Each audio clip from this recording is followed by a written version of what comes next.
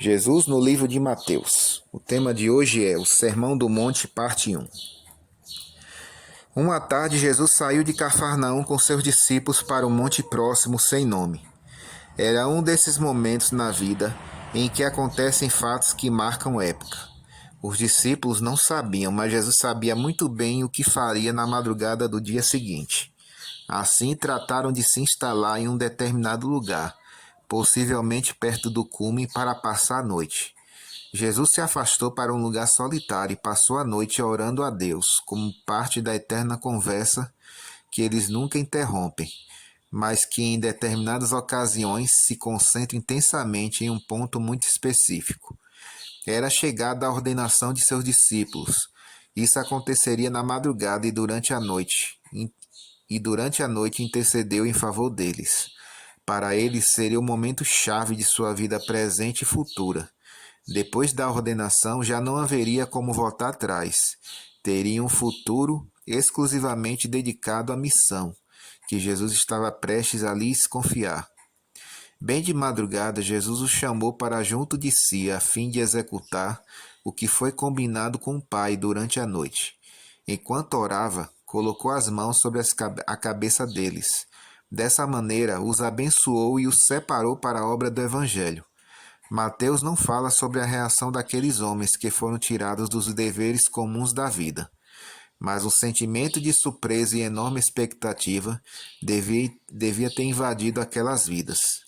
Como fariam a tarefa que agora estava diante deles? É verdade que eles conheciam bem os ofícios que tinham realizado até esse momento, e até tinham assistido à escola elementar do sistema judeu de educação. Por isso eles sabiam ler e escrever, sabiam alguma coisa de matemática, a Torá, os regulamentos e os rituais da religião judaica. Mas quanto ao novo ofício religioso que Jesus lhes tinha confiado, eram totalmente ignorantes. Contudo, não tiveram muito tempo para pensar nisso. A realidade e a necessidade do povo os pressionariam, a partir daquele momento até o final de sua vida. Subiu ao monte. Mateus 5, verso 1 e 2.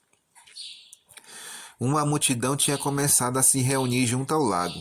Cada vez mais pessoas queriam ouvir Jesus, apreciavam seus ensinos e esperavam por seus milagres. Jesus, sabendo o que acontecia, se dirigiu para o lago e os discípulos o seguiam. Começou a ensinar ali, mas a multidão crescia mais e mais. O lugar ficou estreito e Jesus iniciou uma marcha para a montanha onde tinham passado a noite. Ali havia espaço para todos os que já estavam presentes e para os que chegariam depois. Deteve-se em um lugar alto, e como normalmente faziam os escribas quando ensinavam, sentou-se. Os discípulos, junto a ele, fizeram o mesmo, e toda a multidão os acompanhou. Começou assim um dos 5 grandes discursos que Mateus registra em seu Evangelho. Este é conhecido como Sermão do Monte, e o monte que não tinha nome passou a ser conhecido como Monte das Bem-aventuranças. Os 5 discursos contêm instruções de Jesus relacionadas com o reino e a missão dos discípulos. O primeiro explica o caráter dos cidadãos do reino, Mateus capítulo 5 até o 7. O segundo contém as instruções de Jesus relacionadas com a missão dos discípulos, Mateus capítulo 10. O terceiro é uma coleção de parábolas com vários ensinos, Mateus capítulo 13. O quarto responde à pergunta dos discípulos sobre quem é mais importante no reino dos céus, Mateus capítulo 18. E o último contém os sinais do fim do mundo e o começo do reino dos céus, Mateus capítulos 24 e 25. Mateus ordena seu testemunho a respeito de Jesus Rei em uma sequência de relatos e discursos. Cada nova série de relatos culmina com um discurso, e o Sermão do Monte é o clímax dos relatos que vão da genealogia do rei até a ordenação dos discípulos. As bem-aventuranças do reino, que estão em Mateus 5, versos 3 até o 16. A multidão pressentia que algo muito importante estava para acontecer, alguma declaração de Jesus que mudaria o curso de sua vida. Possivelmente pensavam eles, hoje anunciará o começo de seu reino e seu plano de conquista do Império Romano. Até os dirigentes da nação teriam dado as boas-vindas a um anúncio dessa natureza, e sem dúvida teriam apoiado totalmente um projeto assim. Eles esperavam o Messias, imaginavam um rei terrestre, um conquistador que os deixaria livres do domínio romano, um governante que transformasse Israel num reino mundial. Mas o anúncio de Jesus foi muito diferente. Não falou dos territórios do reino, falou do caráter de seus cidadãos, os que crescem verdadeiramente em seus ensinos. Jesus diz que o que os cidadãos do reino são internamente. Mateus 5, versos 3 até o 12. Jesus diz que estes são pobres de espírito, choram, são mansos, têm fome e sede de justiça, são misericordiosos, têm coração limpo, são pacificadores, sabem sofrer a perseguição, suportam o insulto e a calúnia com perseguição.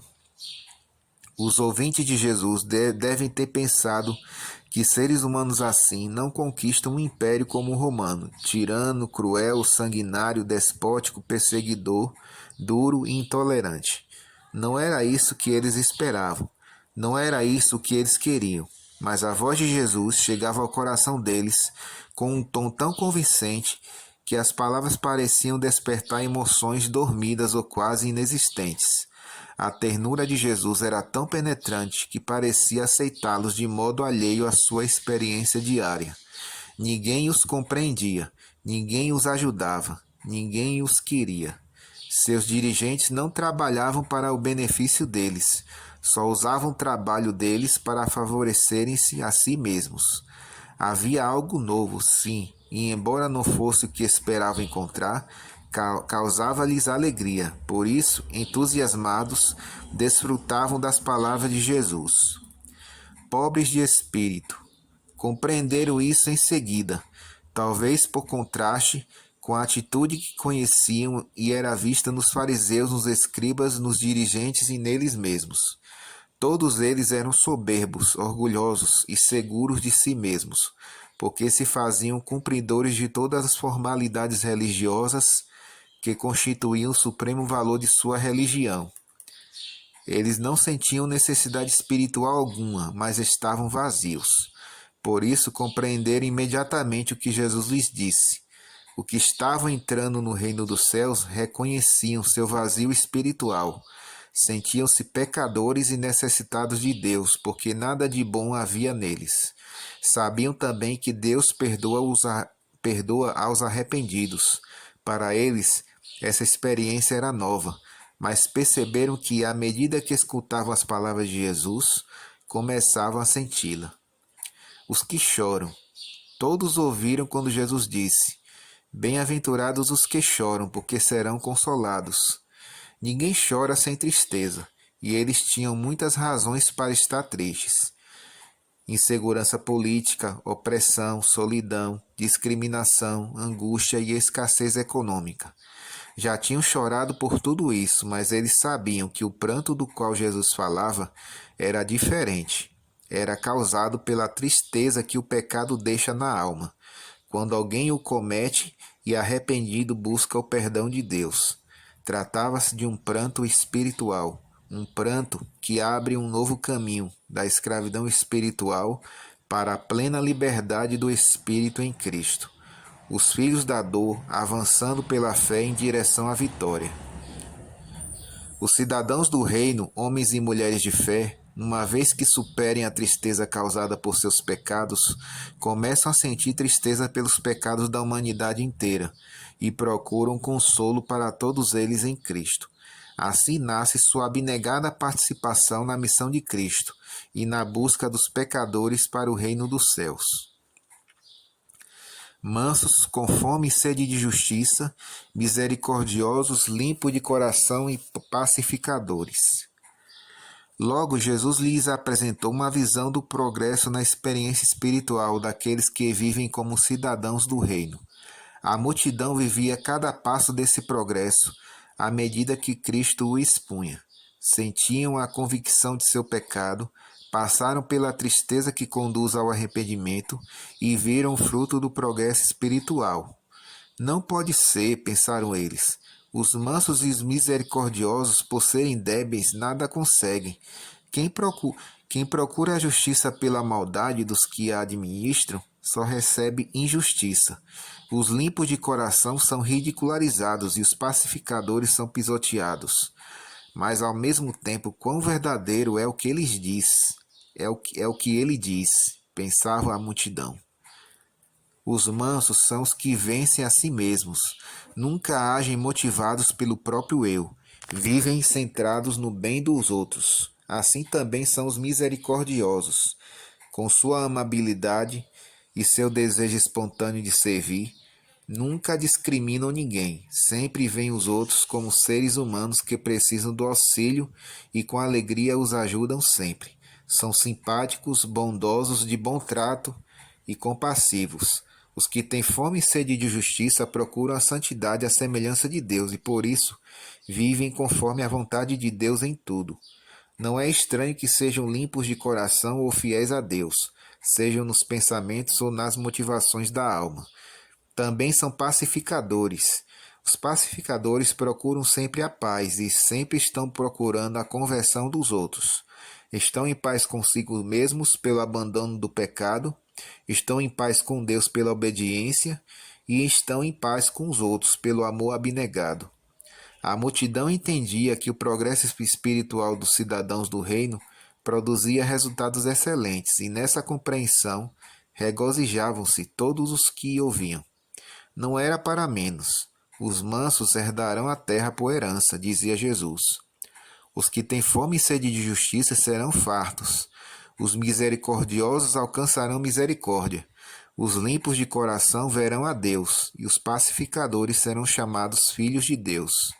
Que mais poderiam desejar? Isso abrange tudo. Os que padecem perseguição e os insultados. Enquanto pensavam que Jesus havia dito tudo, ainda o ouviram falar de gozo e recompensa. Para quem? Para os que sofrem perseguição por causa da justiça, e para os que são insultados ou caluniados e perseguidos por causa de Cristo. A justiça verdadeira e a pessoa de Cristo são duas causas pelas quais os cidadãos do reino dos céus estão sempre dispostos a sofrer. A perseguição não os assusta, porque os perseguidores podem lhes tirar a vida presente, mas nunca a vida eterna. Eles estão seguros em Cristo Jesus. A calúnia não os espanta, porque os caluniadores podem manchar seu nome, mas o caráter jamais. Seres malvados podem falsear e desfigurar o prestígio de um cidadão do reino, mas a sua pessoa está sob o amparo de Deus, e com esse amparo lhe está assegurada a alegria aqui na terra e uma grande recompensa no reino dos céus. Os cidadãos do reino têm em seu interior tudo o que forma um caráter reto diante de Deus, tudo o que Deus espera de um verdadeiro filho e filha do reino dos céus. Por isso também podem externamente ser úteis a Deus e a seu reino. Características dos cidadãos do reino. Versos 13 até o 16 de Mateus 5. Mais uma vez, Jesus surpreendeu a multidão. Quando pronunciou as bem-aventuranças, parecia se referir a outras pessoas, e não às que estavam naquele auditório. Bem-aventurados, disse. Agora ele disse, vós sois. E como se dissesse, já que ouviram como devem ser os tratamentos, sejam realmente assim. Daí em diante, Jesus direciona o conteúdo do discurso para eles. Fala-lhes como se realmente fossem seus discípulos e como se já pertencesse ao reino dos céus. Sal da terra. Vós sois o sal da terra, disse Jesus em Mateus 5,13. Recordaram imediatamente a utilidade do sal com a qual temperavam e preservavam o alimento. Para poder exercer seu efeito, o sal era misturado aos elementos da culinária. Desse modo, aprenderam que teriam que viver com as pessoas às quais deviam servir. Distantes não seriam efetivos. As pessoas necessitam da força vital dos cristãos fiéis e do amor de Jesus exemplificado na vida deles. Amor desinteressado e simpatia cordial.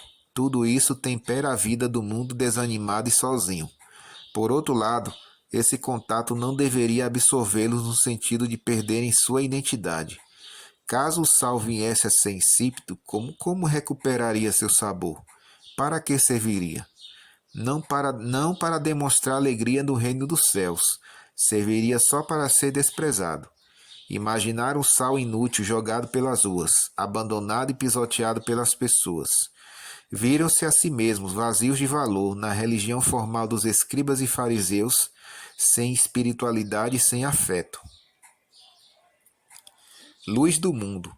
Vós sois a luz do mundo, disse Jesus, Mateus 5,14. Assim os comparou com as cidades estabelecidas nas colinas, visíveis de dia pela luz do sol que as ilumina, visíveis de noite pelas luzes que nelas se acendem. Não podem ser escondidas. A vida recebida pela justiça de Cristo acende o cristão com brilho inocultável.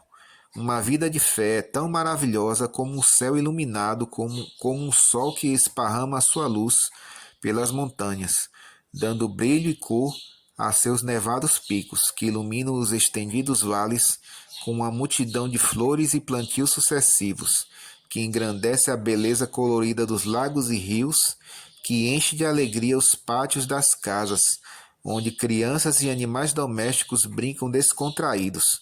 A luz outorga vitalidade à semente, engrandece a floresta, aumenta o horizonte, torna mais bela a terra e os metais, e até as casas mais humildes pela luz se tornam mais claras. Os ouvintes se lembraram de suas casas simples. Um quarto e um abajur era tudo que possuíam, mas todos se iluminavam. Assim, brilhe também a vossa luz diante dos homens, disse Jesus, para que vejam as vossas boas obras e glorifiquem ao vosso Pai que está nos céus. Essa é a nossa primeira parte do nosso estudo. Que Deus abençoe a cada um.